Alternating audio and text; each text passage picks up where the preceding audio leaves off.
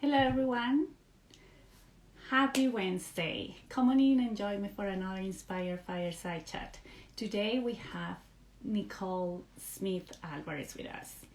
Nicole and I will be chatting about how is it to be a dancer, a Broadway dancer for the Lion King, and also how building community has helped her to succeed. Nicole also trains tons of athletes, and then she is an expert on food workouts.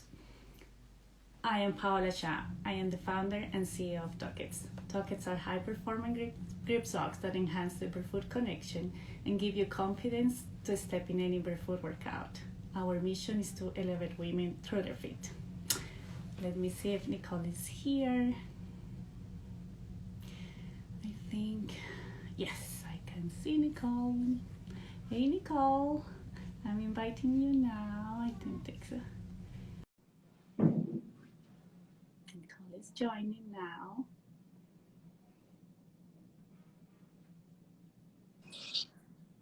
Hi, friend. Hi Nicole, how are you? I'm so great. Thank you Yes, so much. you look great. Thanks. You too. Thank you. Thank you. Very nice actually meeting you virtually. I know we have talked and I have seen you through Instagram, but well, while COVID allows us to see each other in person, I'm very pleased to meet you. Thank you for being here today. Yes, thank you. Thank you for the opportunity.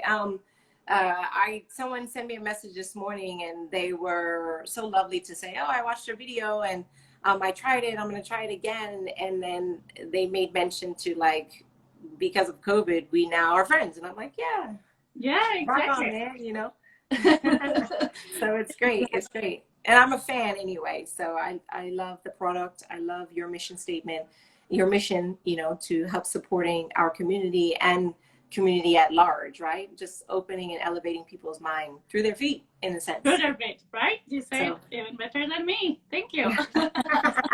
You're welcome. You're welcome. So, Nicole, I like to start by allowing my guests to introduce themselves. So, who is Nicole? Nicole, who is she? She's really funny. Well, at least I think I'm funny.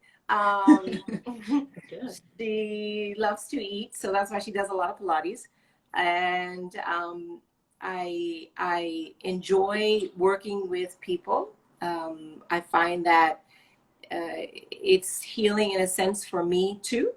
I'm a mom.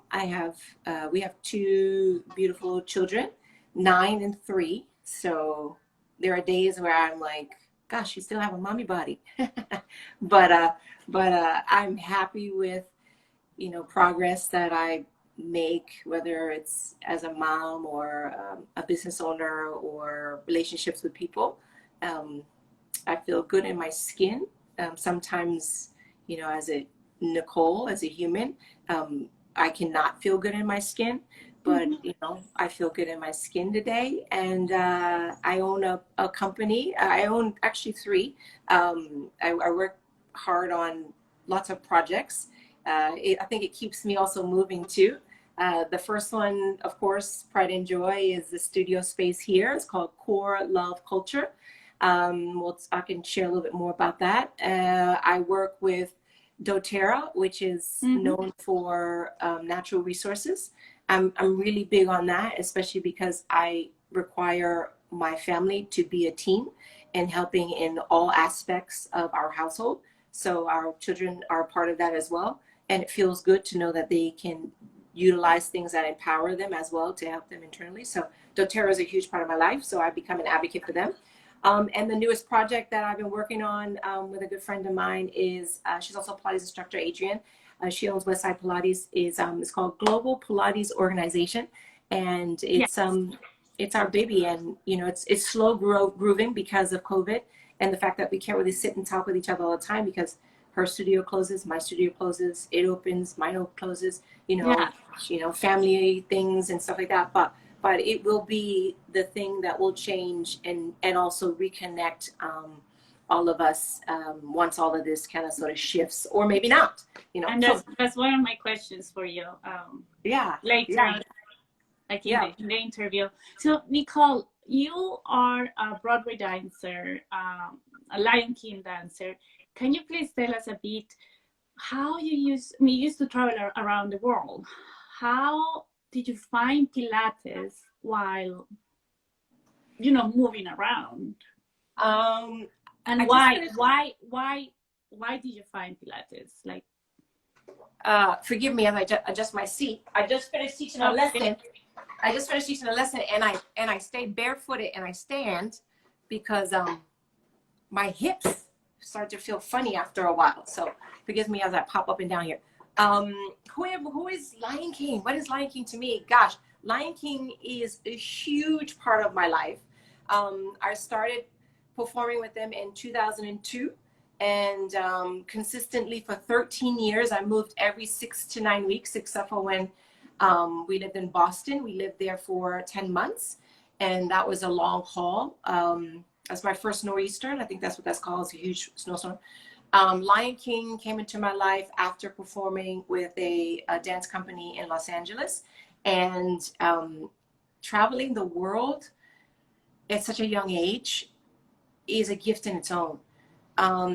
I've created so many relationships around the world. The one thing I take away from being a part of that Disney company, still to this day, because I sub for them sometimes, is meeting people and sharing the gift of Broadway with them. That's that one split moment in someone's life where they shut everything out, whether it's good or bad, and then you take them into the story. So Lion King is it's a blessing. It really is. It's a great show. Traveling like that was fun because I was on the national tour first, and then I joined the Broadway company, but I was on the national tour. And when we first started, every time we traveled, we got 3 to 4 days off. So I would travel to somewhere exotic on my time off in between cities and then come back, the things you do before you have kids. So it was a lot of fun. There's so many things that I'm grateful for. I mean, just the other day I talked to a friend of mine who's a stage manager in Chicago, and she's like, come visit anytime, so. So what took you to, while you were in doing the Lion King and touring, you started taking Pilates, right? Yes. Pilates came about because as a dancer, you have to figure out things that keep you healthy. You have to figure out things that are going to enhance your performance, right? We're all naturally strong people. Everyone is strong in their own sense of strength, right? Whatever that degree of strength is for them. But we have to find something that helps enhance your performance level, or even helps you understand your imbalances, and understand that if you fix your imbalances, you become stronger, you become more aware. And I would try everything. I tried swimming, and I'd run, and yoga. And when I found Pilates, I kept finding all of these different studios, every style you can think of, but it stuck with me when everybody kept saying, Romana would say. I was like, okay, cool. She's great. Awesome. And then, very ignorantly, I was like, well, who is this lady? And, kind of like started looking her up, and then realized that she was a protege of the man, Joe Pilates himself. And being on tour, you meet all of these teachers and see all these studios. And as a performer, I was like, well, maybe I'll just get certified and teach myself. It's not that simple, Nicole. So, in my mind, I thought it was, but I was like, I'm going to find this lady, Romana, and she's going to teach me, and then that's going to be it. And that was not the case. I mean, I found her. Luckily, it was like, once I decided I wanted to really pursue Pilates and learn it, and bring it into my lifestyle, I was able and blessed to be able to find Romana at a studio in Texas called Metroplex Pilates. And my mentor, his name is Chacha Guerrero, and she's one amazing woman.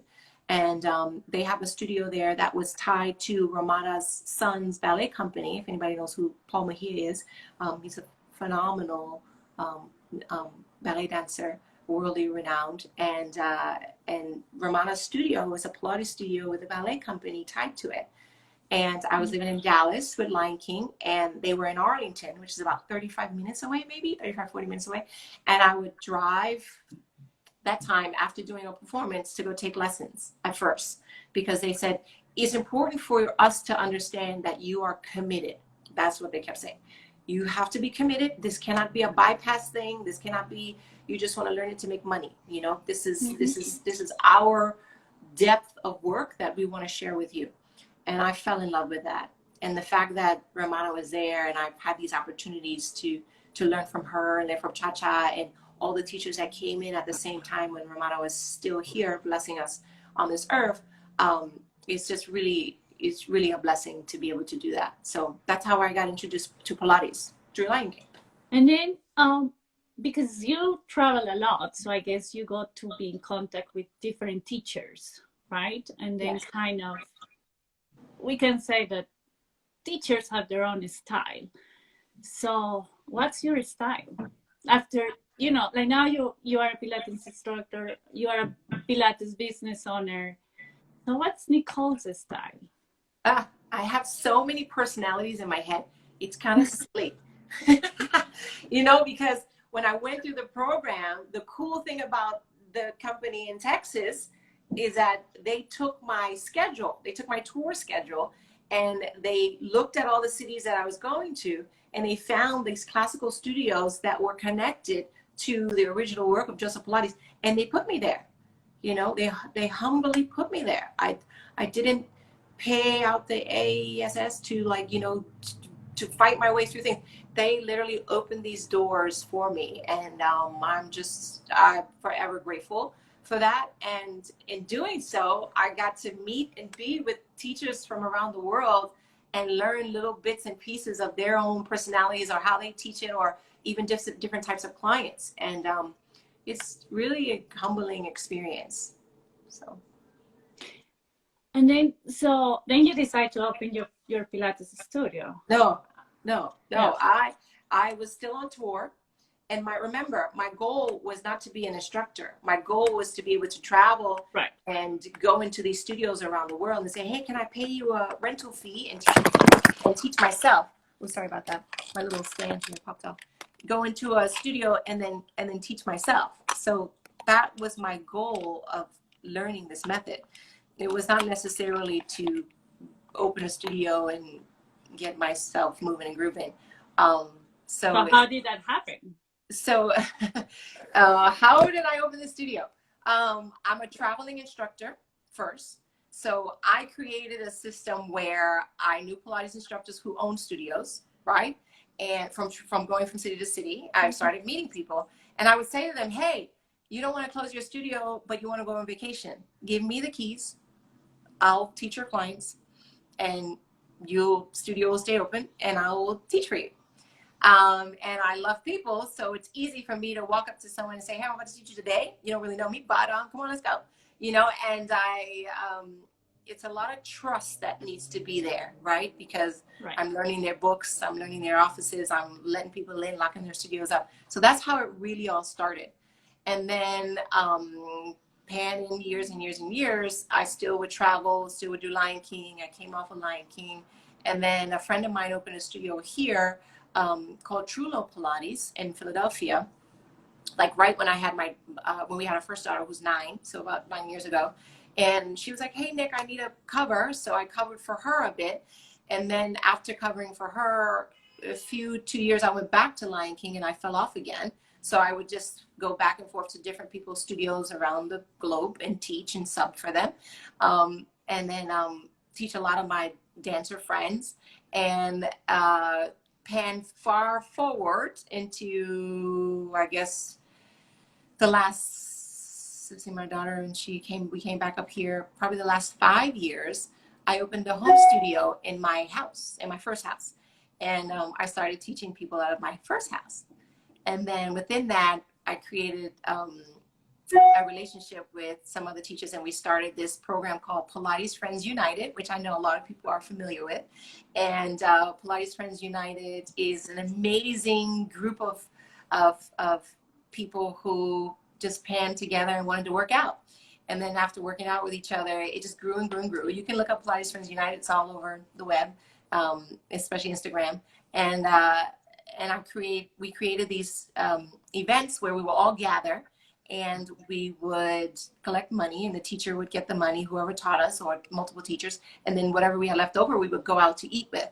So I was creating one here in Philadelphia to let people and get a tour with Grots, and then we do our workout, and then we eat.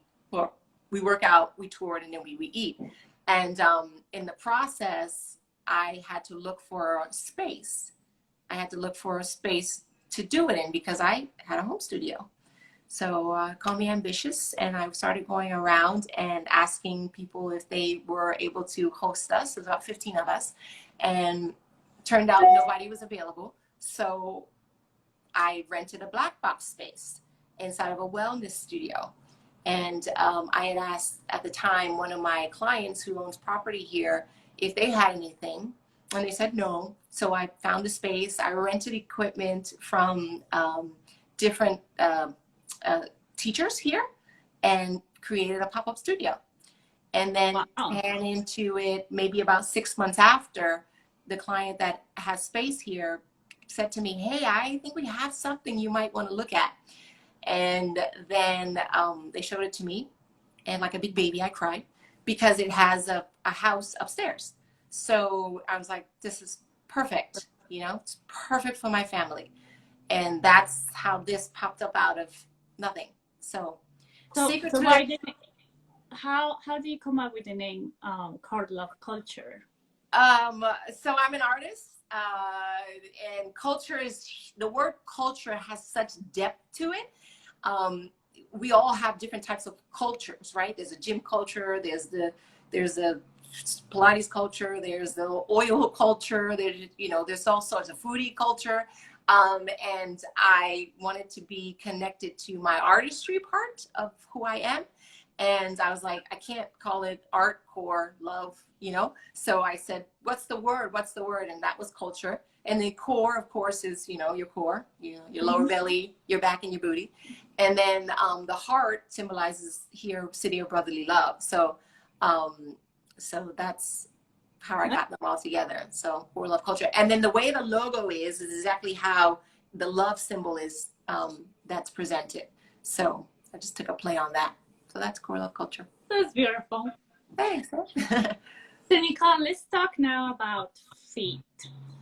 So how your own relationship with your feet, if as a dancer, I'm sure you had some issues here and there with your feet, and then how that has helped for you to be more aware of the importance of working out the feet, or the importance of engaging every single toe in the workout. And you also train many athletes. So can you please share a bit of your experience with that? Sure. I had awful feet. My feet were so bad. They were ugly. They hurt all the time because I did point work. And Lion King is also a steel stage. Not only is it steel, it was raped at the same time. So rape means that at certain points of the show, I'm turning or balancing on a stage that's probably about 4 or 5 feet high off the ground. Wow. Imagine it's already up on a stage, and then we've already placed another stage on top of the original stage. And then there's lots of holes and grooves and divots, and we wore jazz shoes for Lion King. But before that, my dance career was barefooted. I'm a modern dancer, so I'm dragging my feet, losing my toenails, and all that kind of stuff. I mean, corns on every toe, you name it. It just was not a pretty thing. But I didn't care because I was like, my feet are my moneymaker. But then when I came here to Philadelphia, I met a gentleman, Dr. Diamond, Elliot Diamond. He's a podiatrist here, and Philadelphia Podiatry. And I created a relationship with him through another dancer who was like, he's going to help you. He's going to fix your feet. I mean, I had bunions, I had corns. They were dark in the toenails, and it was just all about understanding foot health. So I created a good relationship with him, and every time I came back and forth to the city, Dr. Diamond, I went to see him. I was like, Doc, I'm in town, and to this day, I get to spend some time with Dr. Diamond. So that's how I started my relationship with healing my feet. I still didn't really understand that it was connected to the rest of my body when I first met him. I just knew that they hurt and I needed some suggestions on how to fix them, that they look ugly and I needed Mm-hmm. some suggestions on how to fix them. And so that's my journey with starting. And then after figuring out that the feet were important and that they were starting to look better, I started to focus more on getting shoes that were bigger in size, you know, wearing toe spacers, asking for things that required for my toes to actually be covered, so that I don't bruise them and hurt them. I've never had any major injuries on my feet, thank God. You know, I've had lots of pain on them, but no major injuries on them. And then I didn't really start to understand that the foot health was important until, once again, I left Lion King and I was taking a break, that I started actually working for the podiatrist, teaching foot exercises, right? Because at that time I was already certified. And when I went to learn from him, they showed me foot exercises and I was like, hey, this reminds me of our footwork that we do with the foot corrector, the toe corrector. I mean, they use rubber bands, they use balls. And I said, Doc, you should let me teach. Like, I'll come here and teach your clients. And that way I started also getting clientele from him, because they would come back and they would say, hey, you did some stuff with my feet. My booty really feels it. My butt really feels it. Like, I could feel it all the way up my leg. So that's when I really started to put the two and two together. For me, I'm like, oh, I feel it anyway because I'm working my leg. But for them, they were just working their feet and realizing that they were getting so much support through their leg. The athletes are really interesting because there's such a disconnect with their feet. It's unreal. And same thing for me, right? I'm an athlete. I should know that, you know, first thing we start in a ballet class is your plies, you know. First thing you start with on a reformer is your footwork. And then when I started going through the program for Pilates, they would explain to me, you know, how all the nerve endings are on the bottom of your feet. Your organs are down there. All the pressure on your heel is through your lower back. And then when I'm connecting doTERRA to it, I'm a connector. Connecting doTERRA to it, when you use the oils, another place to place them is on the bottom of your feet. You know, it's the sole of your toes. feet. Yeah. Yeah, your toes, you're connected to your head and your neck and your eyes and your ears. I mean, if you look at a reflexology chart, that's gold. You can push on a pressure point and connect through your body, you know, zing right through it. So that's part of it. Working with the athletes is interesting because I'm now explaining to them that, you know, you don't need power from movement. You need power from understanding how your feet are working, you know, and your feet are like a box, right? You have the big toe, the pinky toe, the inside of the heel and the outside of the heel. And you cannot be 25 in the inside, 50 on the inside of your heel, right? All the way dipping in on that ankle. You have to be even throughout. And expressing that over and over and over again has really changed how a lot of them decrease in hip pain. They'll come back and immediately say, you know, gosh, I think I'm running a little bit better, or I'm understanding why I was having this hip pain or back pain. So You mentioned, or if you could share the story of your client that wasn't using the pinky toe. This baby. I know what was happening. I think that's amazing. Yeah, he's awesome. I think so. I teach young football players, and then I get the honor of teaching professional football players and other athletes too, but specifically players like that. He's growing fast. He's probably 6'2", you know, at the age of 15. Like, that's a big kid, right? So 9 times out of 10, they push them harder, right? Because they're built bigger and faster, and, you know, they look like men, so they, you know, move them like that. But the lack of understanding alignments is also happens too at that time and age. And I was looking at his feet and I was like, hey man, what's happening with your pinky toe? Your pinky toe is the gateway to your seat, your butt.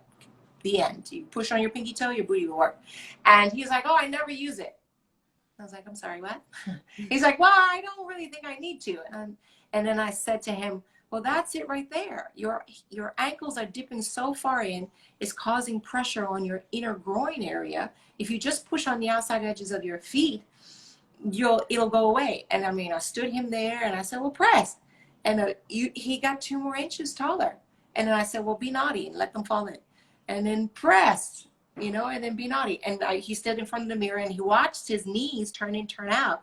And he was like, that's it? I'm like, that's it, man. That's all you need, awareness. So, yeah.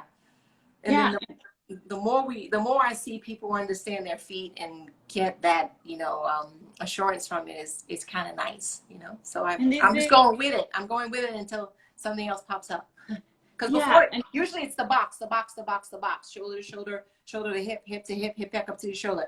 Yes, that's true, but it also stems in your feet. Your feet are your foundation.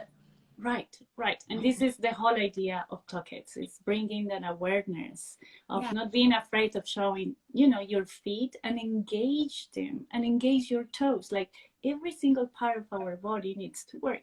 And especially our feet that are the foundation, are the root of our body. Yeah, totally. yeah, Thank you for sharing that story. This is yeah. great.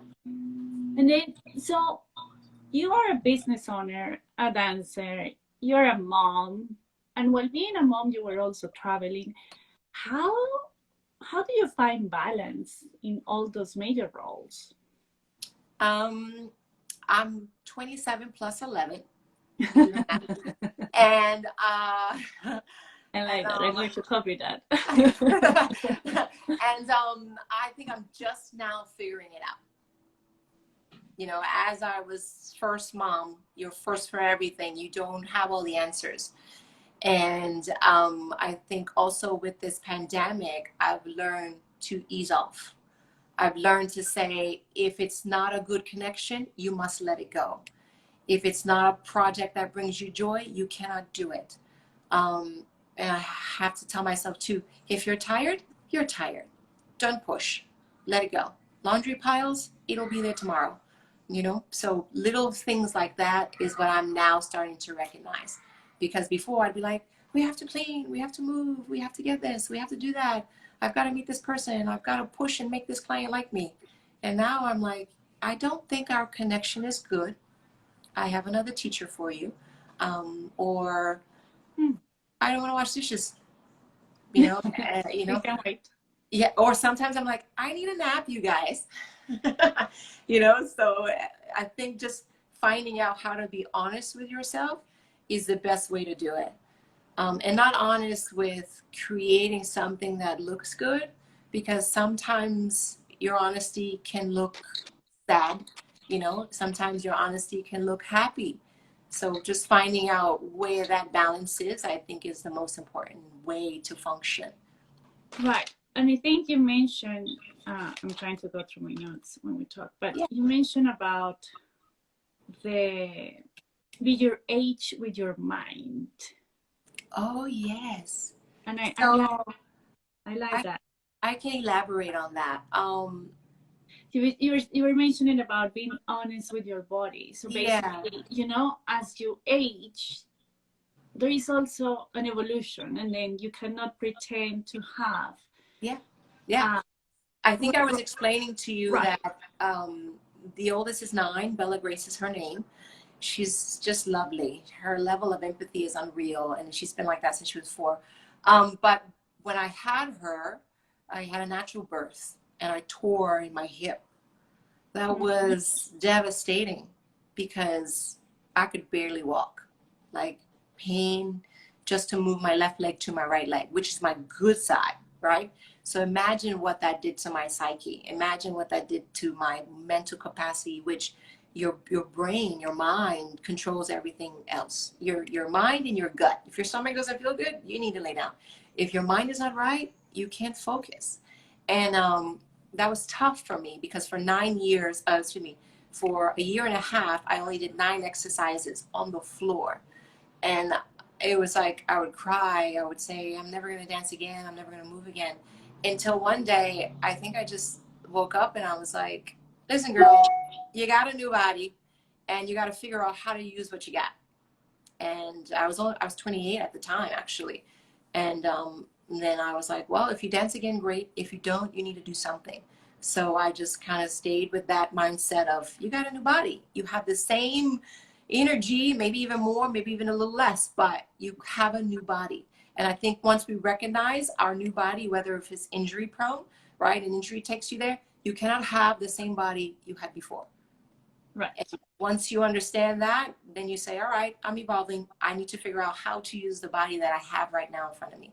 It's like being a seasoned dancer, you know, like if you know a company called Alvin Ailey, sometimes when I watch these beautiful dancers evolve through the companies for years, for decades, you're like, wow, when I first saw her, she was doing 9 pirouettes.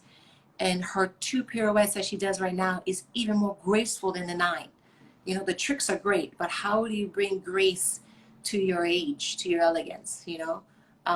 So it's like aged cheese, I guess, or wine. So understanding that part was tough at first because I fought it. I was like, I will lift my leg to my ear. Then I was like, why would I do that? I don't need to do it anymore. You know, you know, I have other things I can focus on. So understanding that was like a really important part. So connect your mind to the body you have now. If you force it to connect it to the body you had when you were 10 years before or 20 years before, it's never going to work. Right. Yeah, totally. Yeah. And then, so let's talk a bit about how the pandemic has impacted you in a positive or negative way. So you mentioned before a bit the slowing down, the not traveling, the kind of being settled. Yeah. I miss traveling. Like it's in my, like, it's in my blood, man. I've been doing it since I was 17. So I miss traveling. Traveling is also what I think gives the word culture such it resonates deep in my soul, because when you travel, you experience cultures. You experience people's cultures through dinner table conversations or through artwork that's in that city. And so that's a huge part of me that was like healing me during this pandemic. But I decided, how do I fix it? So I started giving free classes to the teachers that I teach around the world. And that was a great way to stay connected and find culture through Zoom. Find culture. First, I was using Google. What's the other one? There's another one before Zoom, but I was using something else, and then I started, of course, using Zoom classes. But doing the free classes and hanging out with the people who I do know around the world, and they're just saying, "Hey, I need to share this with you. Do you want to take my class?" And then, you know, doing that in the morning. I was already up at 6 teaching a client. I was like, at 7, let's do it. Roll out of bed with your PJ. I called it PJs and Pilates. You know, I was like, that's a great name, actually. Yeah, and it was great for me mentally, great for them mentally, and you know. So a few things about the pandemic that I do like, I think I share this with you, is the mask does a few things. It makes you look at someone directly in the eyes. You know, and the eyes are the secret to your soul. So I'm all game for that. And then the mask makes people listen, because they're like, what'd you say? Huh? You know, so that's a thing. Listening and looking at someone has been missing from our culture. You know, we walk down the street and don't even recognize each other, you know, and now we have to look because we're like, is that person crazy? Okay, they're not. Phew. You know, or does that person have a good eyes? I don't know. You smile with your eyes. So those are some good things that have come out of the pandemic, you know. Right. And I'm all about the positive part. Even at the end of the PJs and Pilates class, I would say, hey, you guys, tell me something positive that COVID's doing for you. And negative doesn't work, you know. Tell me something positive. And people would come up with some great things. I was able to take more classes, and I'm able to see people that I haven't seen in years, or you know, learning all these new exercises has been great. So yeah, taking a break. COVID has given so many people a break of go. You know, we don't recognize and appreciate it, but it's meant for a reason. Our world needs to heal, so it's here for a reason. So right, and I like about focusing on the eyes, looking at people's eyes, since you cannot look at the rest of the face. Yeah, and it's kind of, can we learn to read eyes a bit more, right? Yeah, right. The one crazy thing about it is that it's really, this pandemic is teaching people how to shift and how to understand that shifting is okay. Doesn't make you flaky. It's just a thing that you have to do. And if you don't want to do it, you're not benefiting. You know, you're not growing with the society. You're not growing with your culture. So learning to shift is something that that's super important. You know, what's your hustle?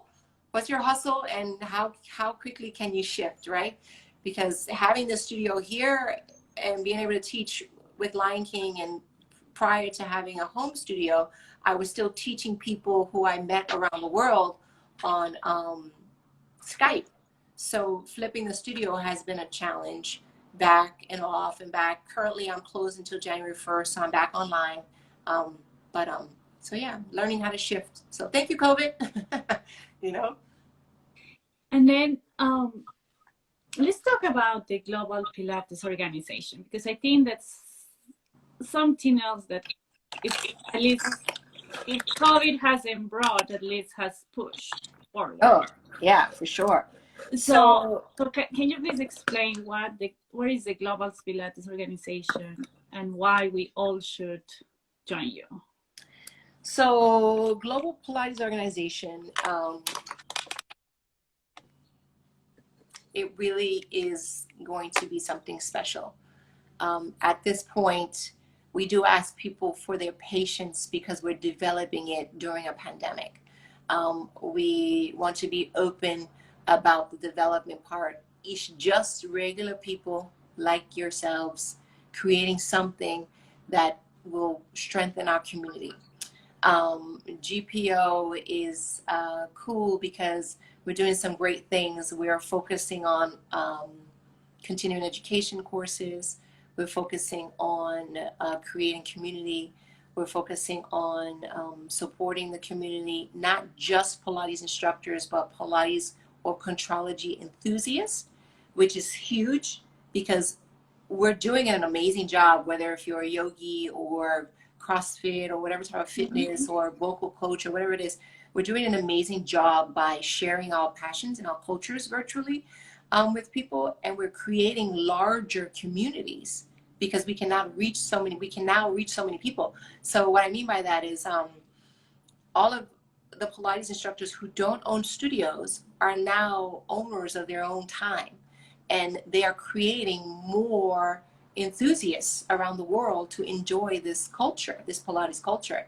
And we want Global Pilates to not just be instructors, we want it to be a community of people who just love this lifestyle. And the strongest part of it that we're trying to work on is maybe in the future, doing some, teacher training events or hosting people who do teacher training events. But the largest is lobbying to get us out of this gym bubble, this gym coalition that we're in, and it's going to be hard. We try to be as honest as possible with each other. It's a tough task, you know, because we have kids, we have our families, we have our own businesses that are going up, going down, and yo-yoing, and we're starting a project in the pandemic. But the passion is there, So the let me heart is ask you, there. why Pilates shouldn't be considered in the level of a gym? Because this is what is trying to be changed. Yeah, So if it's not in the level of fitness gym, like what should it be? absolutely. The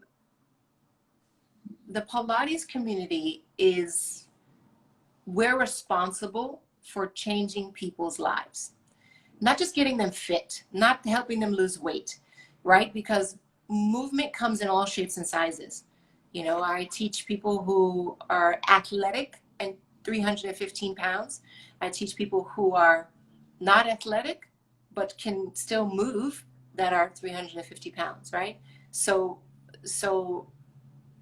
what we do here is we heal people with movement. We teach them and we empower them to create a lifestyle that's comfortable for them, not something that fits mainstream's fad, right? Because you can go on all the diets and do the gym for, sign up programs for all you want. You're coming into a Pilates studio to join a community. And I think that's what separates us from the gyms. A gym, you can walk in and no one even know your name. When you come into a Pilates studio and you sit down next to someone, we'll say, hey, Nicole, this is Paola. Then this is Tiffany. And then this is John. And this is Peter. They're in your class today, so we are introducing people into a community, a sense of belonging. And that's why we really need to understand that there is a separation there. And we're giving people information that was created to help them make their functional movement, turning in a chair, picking up a book, grabbing their babies, better, so that they're not in pain. We're not just teaching them movement to make them have six-pack abs, you know, because Right. we teach all levels and ages, right? May not like So, the style, right? right, exactly. So that's why we need to be separated. That's why we need to have a different name from gyms. So hopefully that was helpful.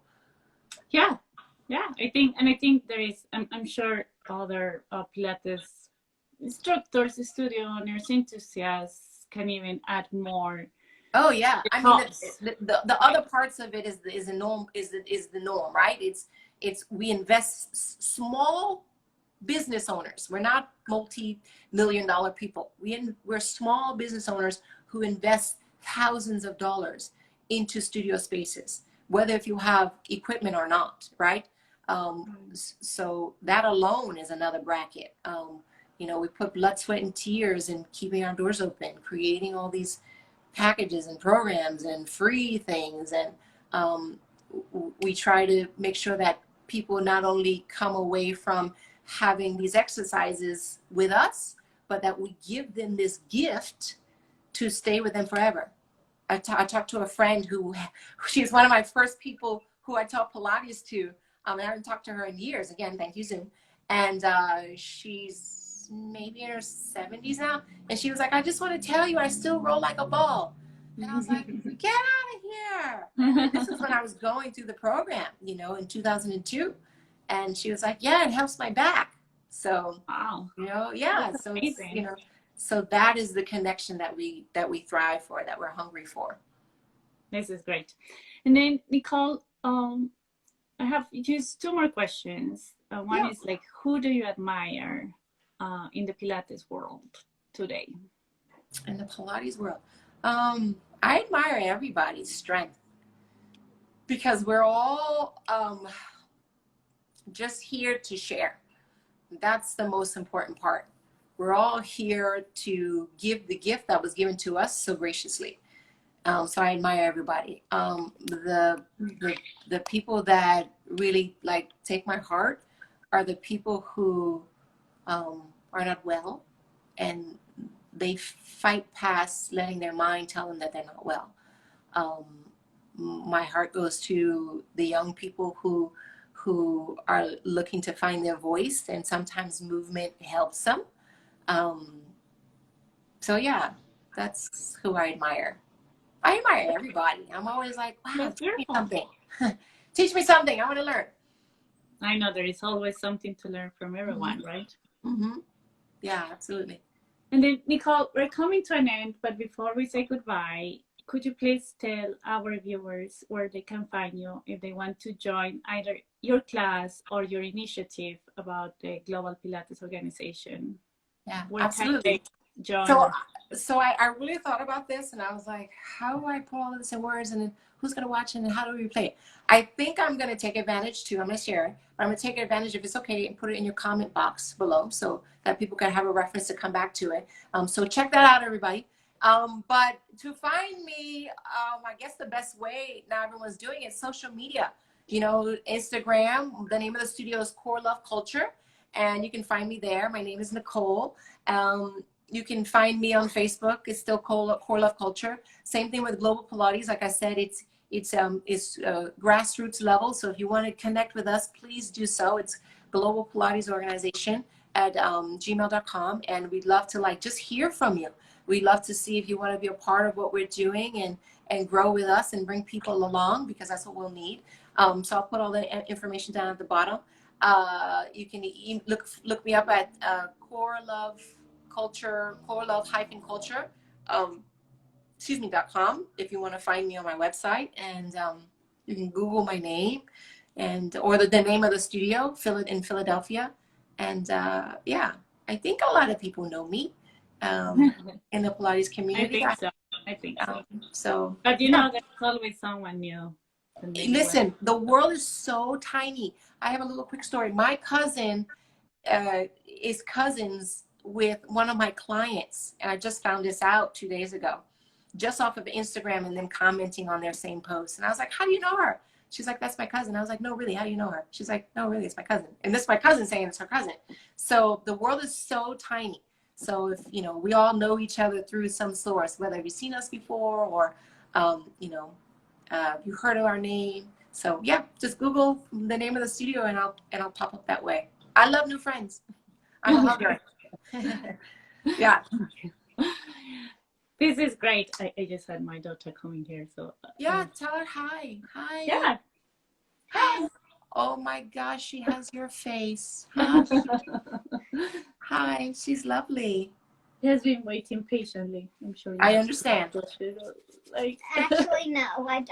no. Okay. She's ready. Yeah, she's ready. Saying hello. Listen, my daughter is the same way. She'll pop in and she'll go, hi.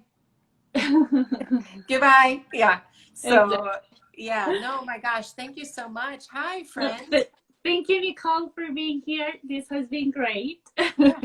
Well, this opportunity is really great. I am so grateful for the opportunities of coming on platforms and sharing with each other, and I hope that we continue to do this even when the world does open back up, because this connection is so rich and it's free. You know, exactly. So, and the whole idea is to build community for people to know a bit more of who is behind the pictures, you know, behind the scenes. Yeah. And I think you, like many others that I have interviewed, are an inspiration. And there are so many people that are either going through similar situations or have the same aspirations. And then, so thank you so much for accepting our invitation. Absolutely. I'm a fan. I love color. I love the design of your socks. You know, and I like feet now. And then I will be sending you one of our gift sets. We have available now on the website. It comes with like foot cream, a foot sock, also in a partnership with Kat from Peace Roots Apothecary. And then, so there are a bunch of socks here, a bunch of tuckets, and then I will be sending you some. Thank you so much. I can't wait to share it. And also, if anyone wants to get one of our gift sets, or actually any pair of tuckets, until December 6th, it's 30% off. After that, it goes back to normal price. It's the only time of the year that we do a sale, so take advantage of it. Yeah. And then stay tuned, because there are more interviews coming, and 2021 is going to be an awesome year. Oh man, this is so great. Thank you for your time, and thank you for listening to my story.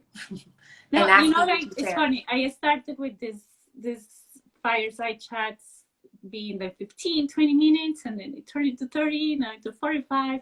But I don't want to stop anyone. Like it's so nice, and you know, if you have something to share, there is always someone to listen. Yeah. Well, someone will have to turn it around and ask you questions. Exactly. Yeah, one day. Yeah. Exactly. One day we'll have to do it. We'll have to turn it around and see what's behind the mastermind. So exactly. How many things they have tuckets. Yeah, right. How do you get there? How do you inspire? How do you push forward? You know? Yeah. How do you make those choices? Well, thank you. Thank you so much. Thank you. Have a wonderful rest of the day. Thank you so much. Happy holidays to you and your You family. too. And I send you a big hug. Bye-bye. I know, right? Virtual hug. I know. And now it used to say I'm a virtual hugger. So where is, I'm just out of curiosity, where is the Alvarez from? My husband. So it's Nicole Smith Alvarez. Right. So the Alvarez is married. It's the married last part of the name. Okay. No, it's because it's a Latin name. So I'm from Colombia. Oh, yeah. So I was like, oh, that sounds like it's Spanish. Okay. Yeah. Puerto Rico. Puerto Rico. Okay. So our children are Black, Japanese, and Puerto Rican. Oh, so you are half Japanese, or? I am, yes. My grandmother is from Japan. Her name is Kirko. So, the beautiful soul. Yeah. Nice. Nice. Oh my God, I didn't know that. Yeah. So you have also a big mix. Yeah. I lived in Tokyo, and that was like the best experience ever. Like, if anyone ever gets a chance to, you would love it there. I mean, just the culture. I spent probably just a week in Japan, between Tokyo and Kyoto. Yeah. And then I told my husband, I could live here at least for a year. I would love to experience the culture. I would love to live there, and Yeah. like just absorb. I love Japan. Yeah.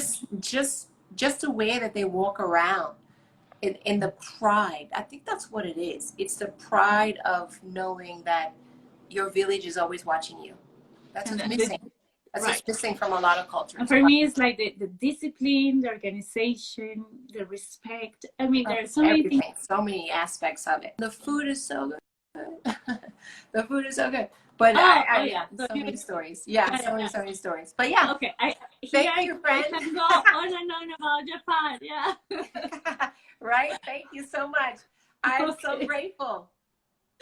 Thank you. Bye. You too. Bye bye. Have a good one. You too. Bye.